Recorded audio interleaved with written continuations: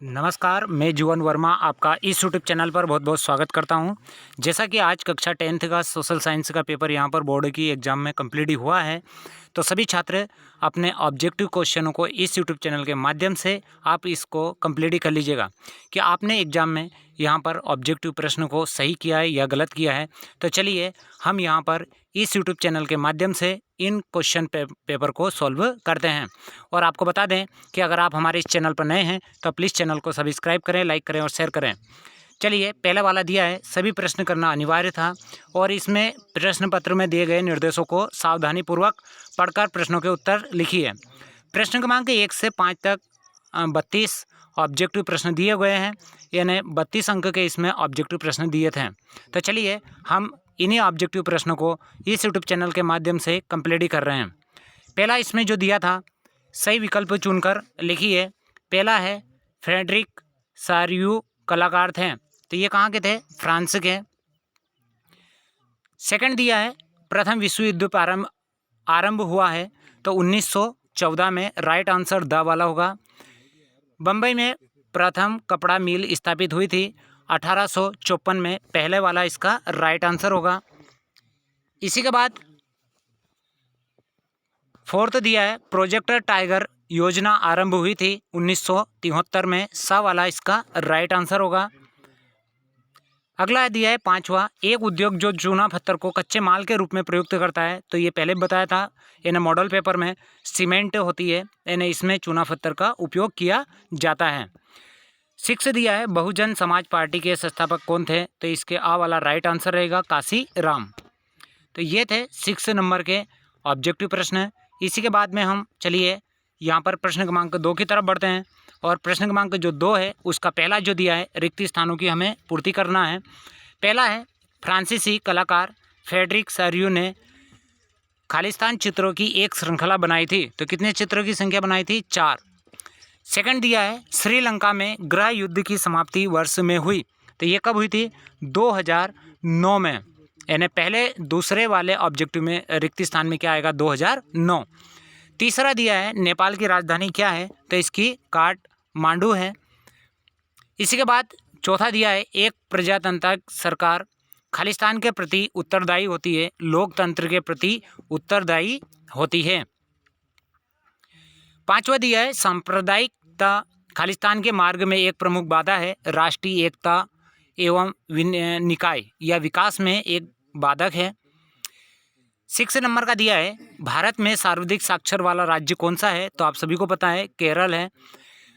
7वें number का है भारत में खालिस्तान यानी 70% अनुपात में श्रमिक असंगठित क्षेत्र में काम कर रहे हैं, या 1/7 भी आप लिख सकते थे इसमें।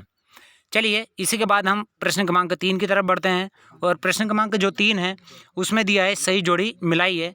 पहले वाला दिया है वंदे मातरम, तो इसका आएगा हमें यहाँ पर 6 नंबर का, यानी बिकिम चंद्र आएगा इसी का। सेकंड जो दिया है हिंद स्वराज, इसका जो आएगा 5वां महात्मा गांधी।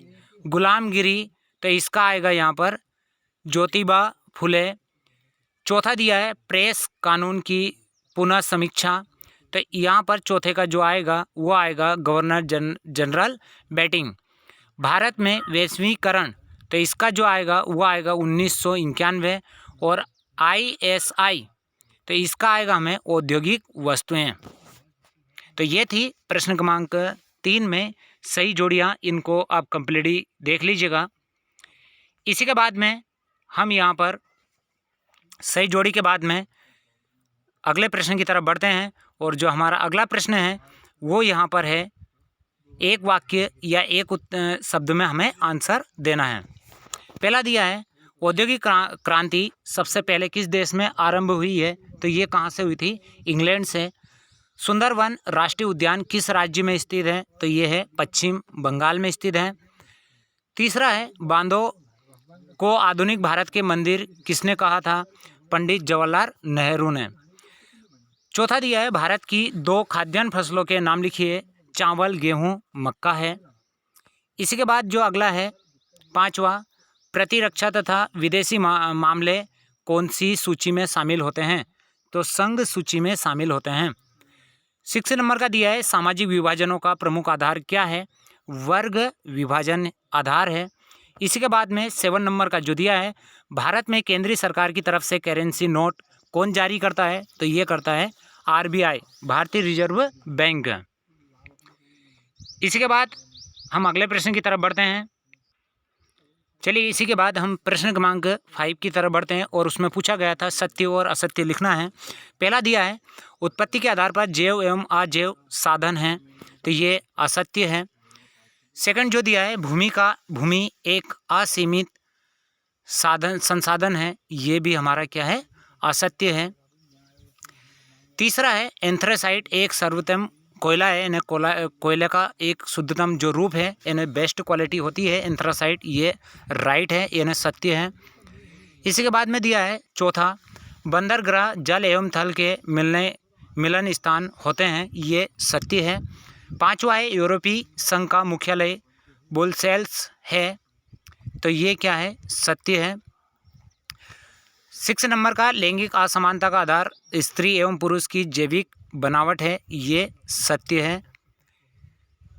इसी के बाद ये यहाँ पर सत्य असत्य हमसे पूछे गए थे। अब प्रश्न क्रमांक जो 6 है से वो तो उसमें क्वेश्चन आंसर है, ये अगले वीडियो में आपको प्रोवाइड करा देंगे इनका। तो यहाँ पर इन प्रश्नों को आप कंप्लीटली देख लीजिएगा।